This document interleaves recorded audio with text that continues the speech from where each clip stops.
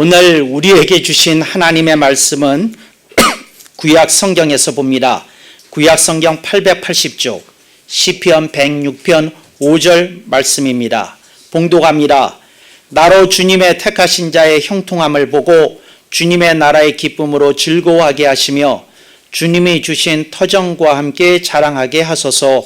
아멘. 오늘 우리는 성령님 아래 성경 위에 하나님의 말씀을 듣기를 원합니다. 오늘 여러분들이 주목하실 설교 제목은 당신은 무엇에 즐겁습니까? 입니다. 지난주에 저는 시편 106편 5절 상반절을 중심으로 여러분들에게 당신은 무엇을 보고 있습니까? 무엇을 봅니까에 대해서 말씀드린 바가 있습니다.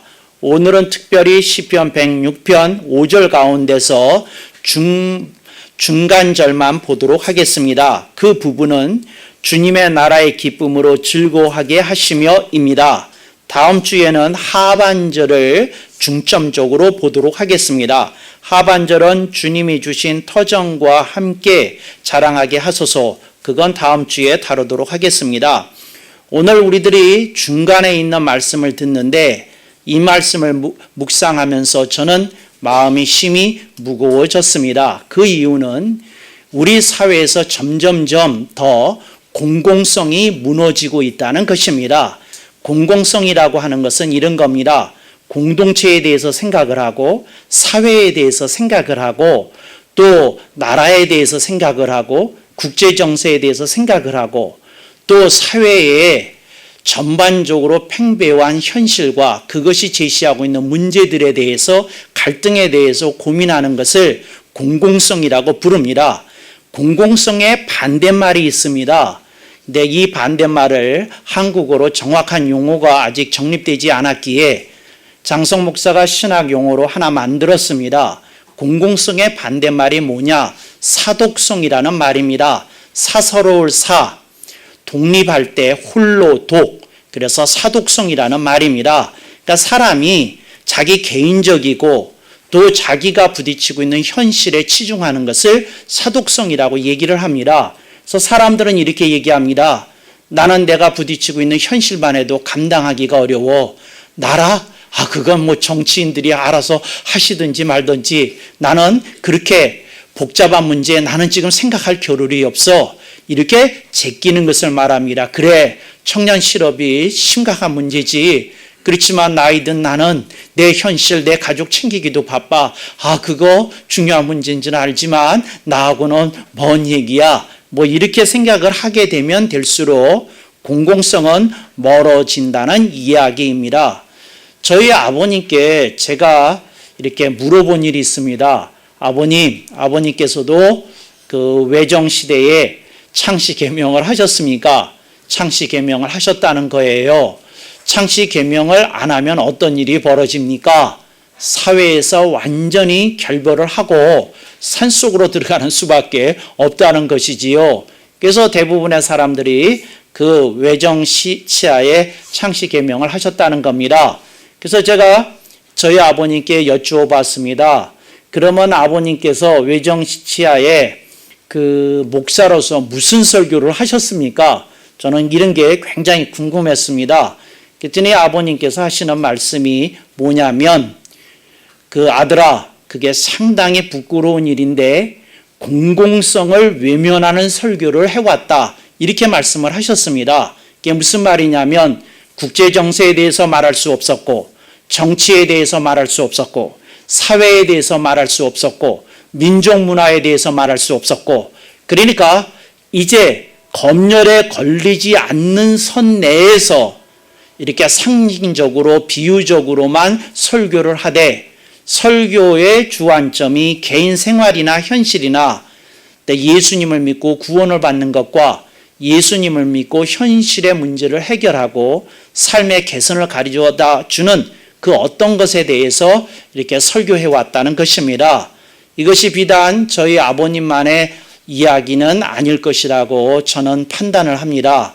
그런데 지금 한국 교회에서 한국 사회의 전반적인 현상처럼 똑같은 일이 벌어지고 있습니다.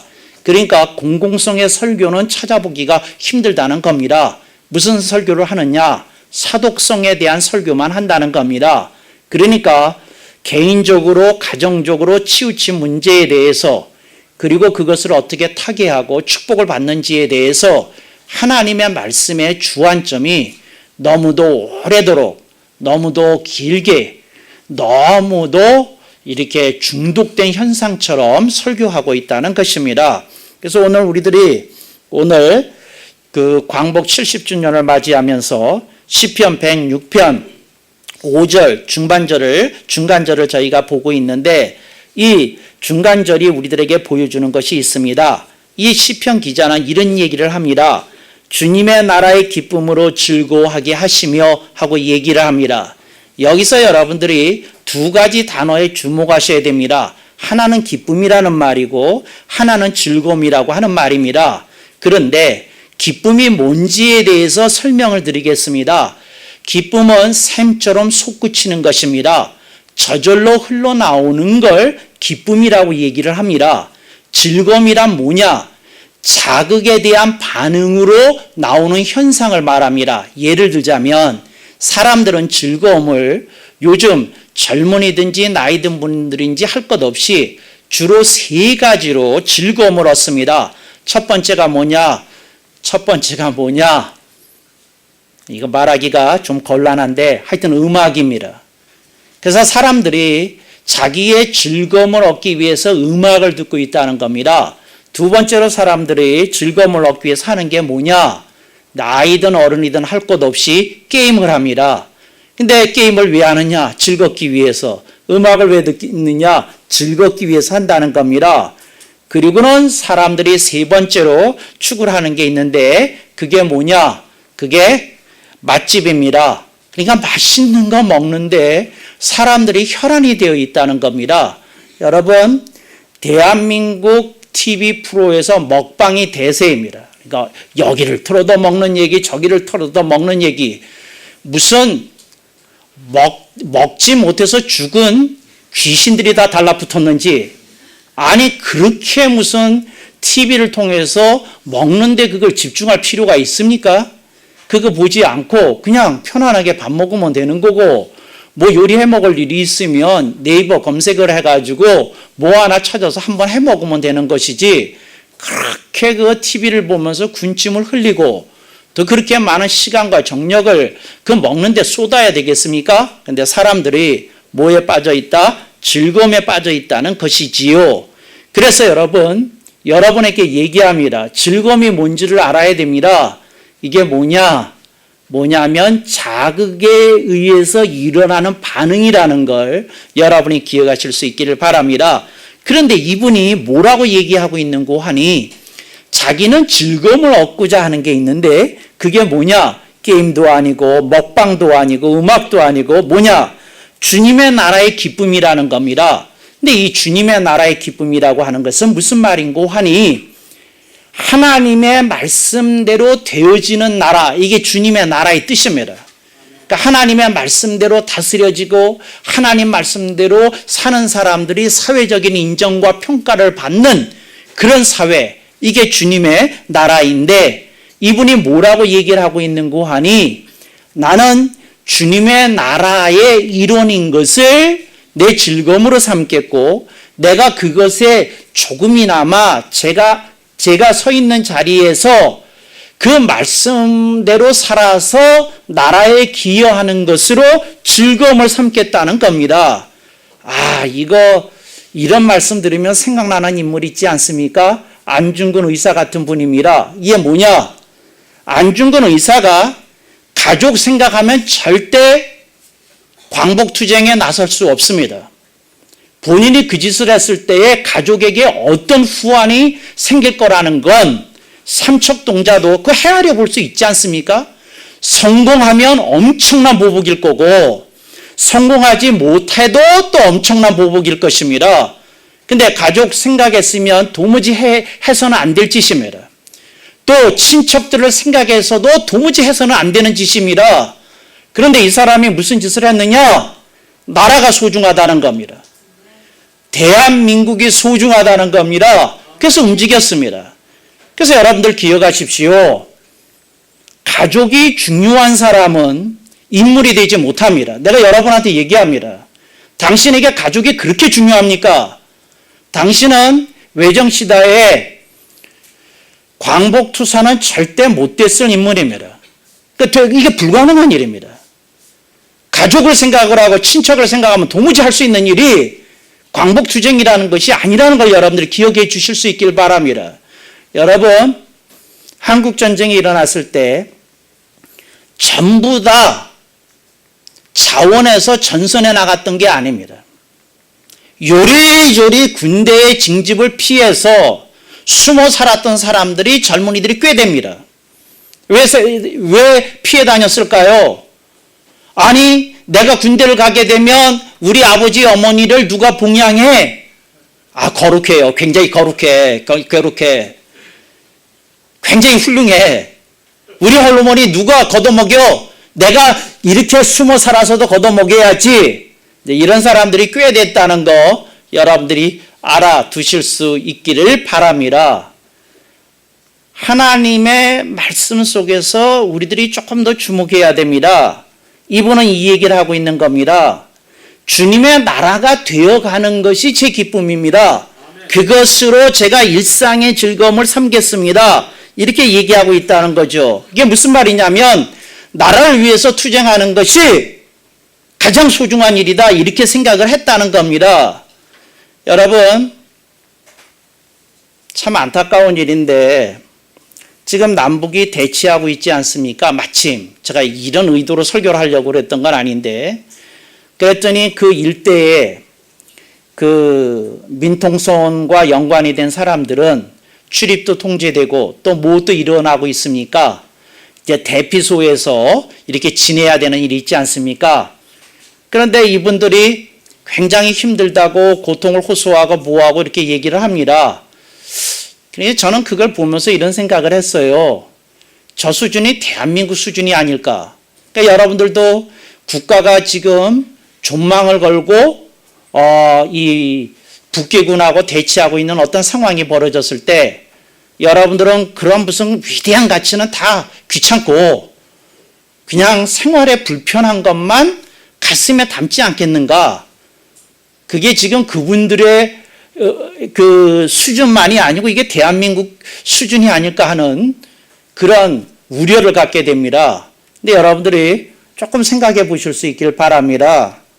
주님의 나라의 기쁨으로 즐거움, 이게 되십니까? 이게 되는 것이 여러분 자신이든지 여러분의 자녀가 되든지 이래야 됩니다. 그러면 나라가 어려울 때 그 집안에서 인물이 나올 겁니다. 근데 어떤 집안에서는 인물이 나오고 어떤 집안에서는 인물이 왜 못 나오느냐?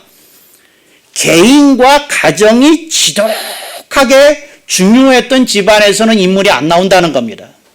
그러니까 여러분들이 여러분 자신이 그렇게 중요하면 그냥 인정하십시오. 난 인물이 될 사람은 아니다. 여러분의 가정이 그렇게 중요하면 기억하십시오. 여러분 집안에서 인물 안 나올 겁니다. 제가 저주를 말하려는 게 아니라 역사가 보여주는 사실을 얘기하려고 하는 겁니다. 근데 이분 특이한 사람이에요.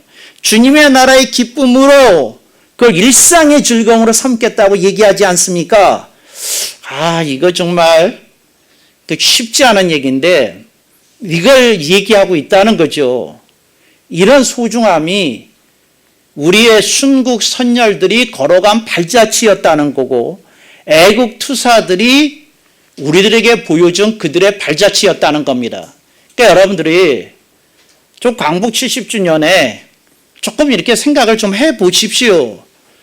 여러분들의 자세가 어떻게 됐고 인생을 살아가는 태도가 어떻게 됐는지에 대해서 조금 생각을 하고 여러분들의 마음이 조금 생각이 이렇게 여기에 이렇게 모두어져야 되지 않겠습니까? 그래서 여기 말씀이 묻습니다.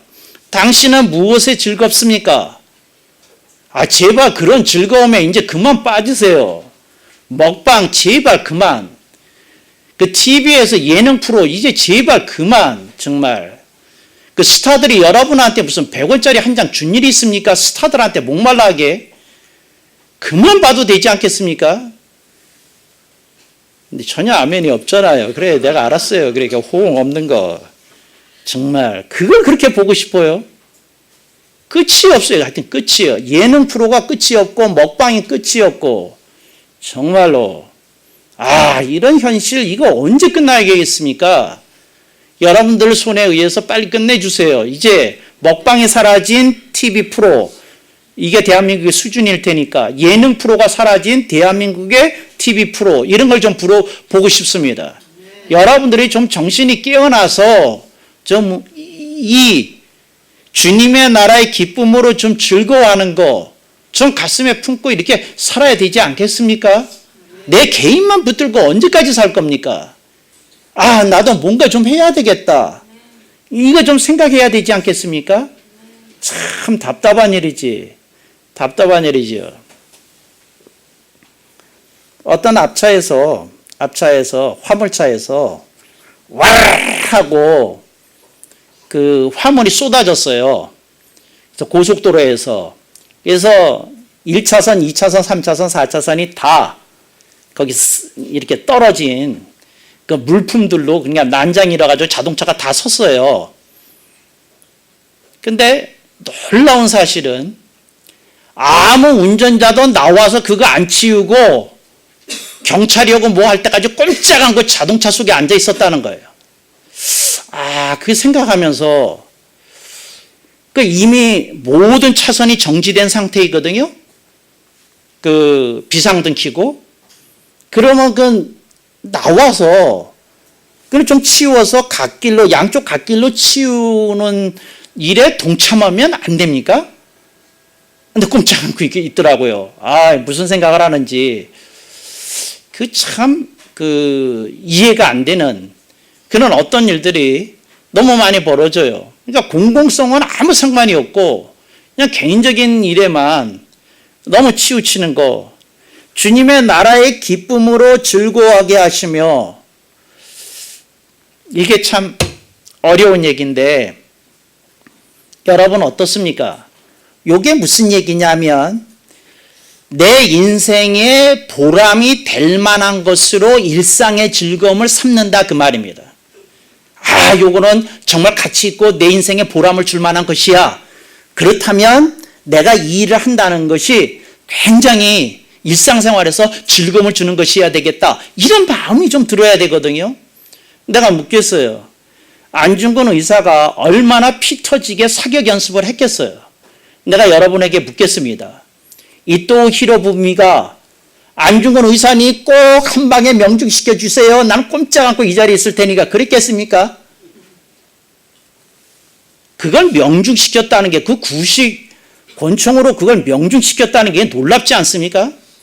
그런데 얼마나 피 터지게 연습했겠어요. 그런데 연습을 하면서 무슨 생각을 했겠어요? 저는 안중근 의사가 가졌던 마음이 이런 마음이라고 생각합니다. 내가 안중근 의사한테 물어본 건 아닙니다. 천국에 통화를 한 건 아니니까.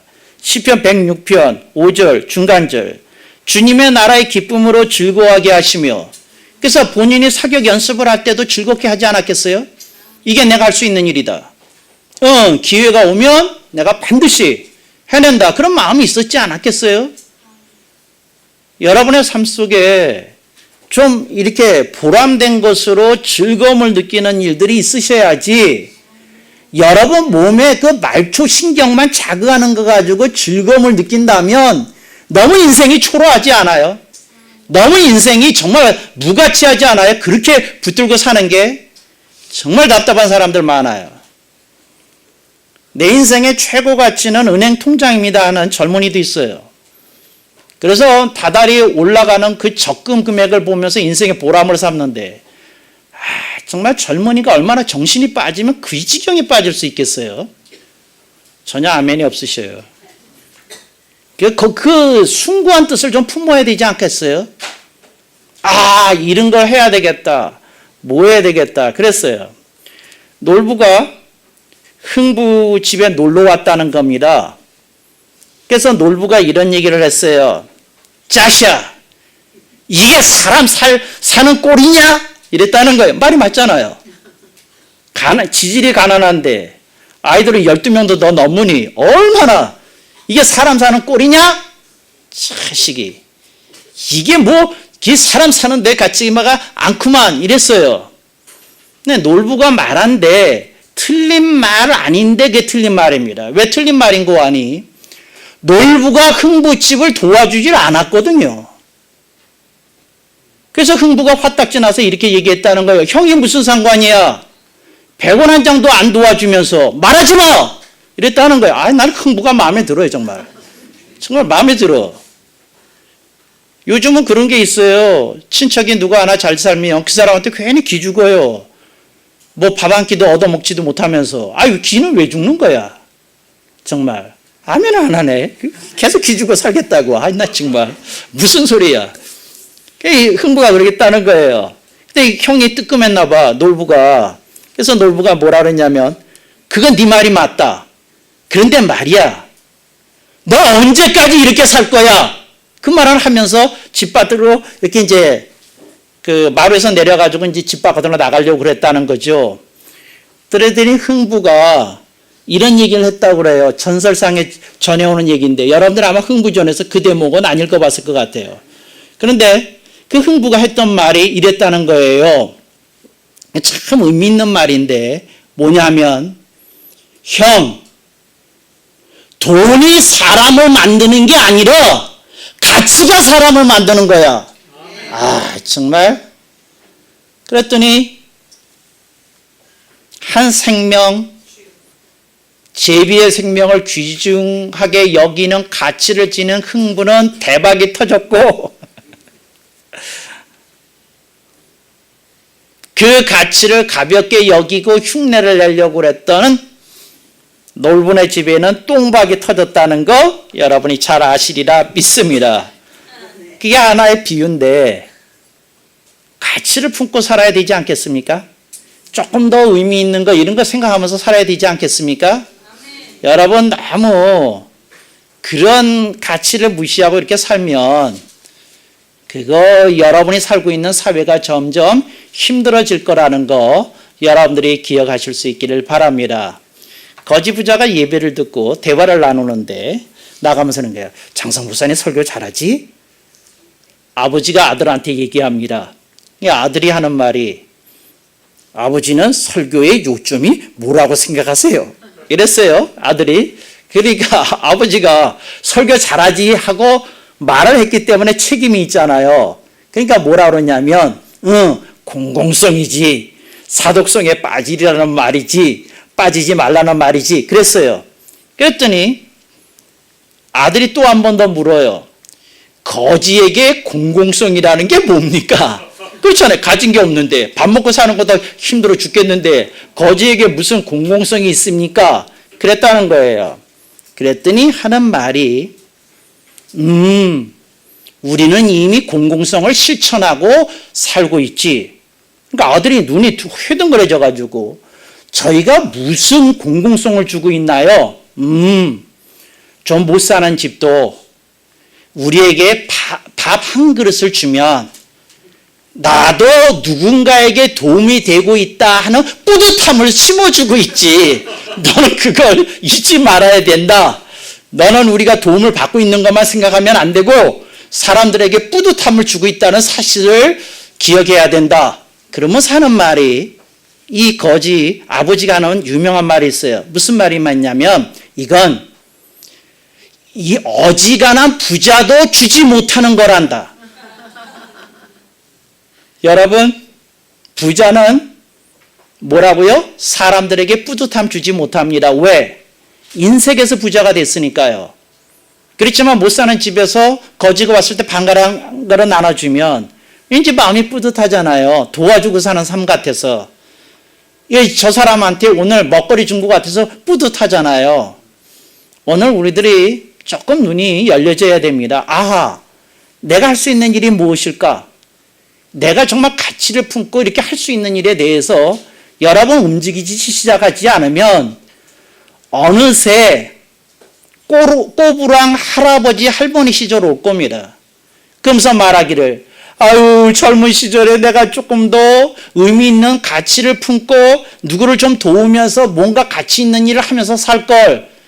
그런 시절이 꼭 온다는 겁니다. 여러분들이 말씀을 좀 듣고 정신 차려서 주님의 나라의 기쁨으로 이렇게 즐거워하는 이런 가치에 대해서도 생각해 보실 수 있기를 바랍니다. 어떤 매국노 집안에서 이런 대화가 오고 왔다고 그래요.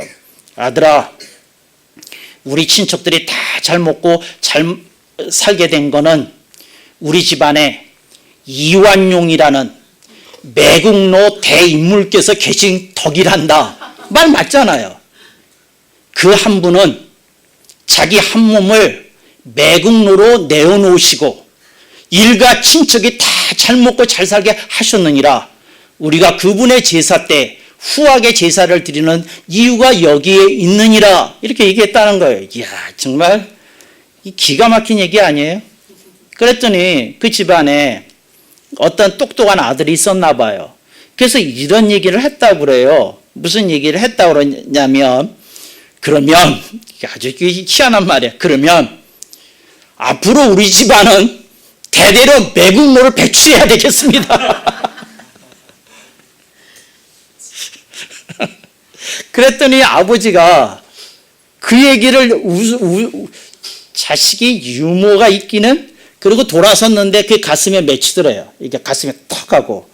아들이 그 얘기를 했는데 가슴에 콱 하고 맺히더래. 이렇게 탁 하고. 왜 맺혔을까요? 모든 사람에게 양심이라는 건 있는 거니까요. 여러분 후대가 여러분의 양심을 찌르기 전에 제발 이 구절 듣고 좀 정신 차려서 그렇게 좁게 살지 말고, 그렇게 나만 내 가족만 위해서 살지 말고 좀 눈 뜨고 사십시오. 그런 거 매국노도 잘해. 그런 건 매국노도 잘한다고. 그걸 무슨 인생을 열심히 살았다 무슨 자랑할 거리예요. 매국노도 그렇게 살아.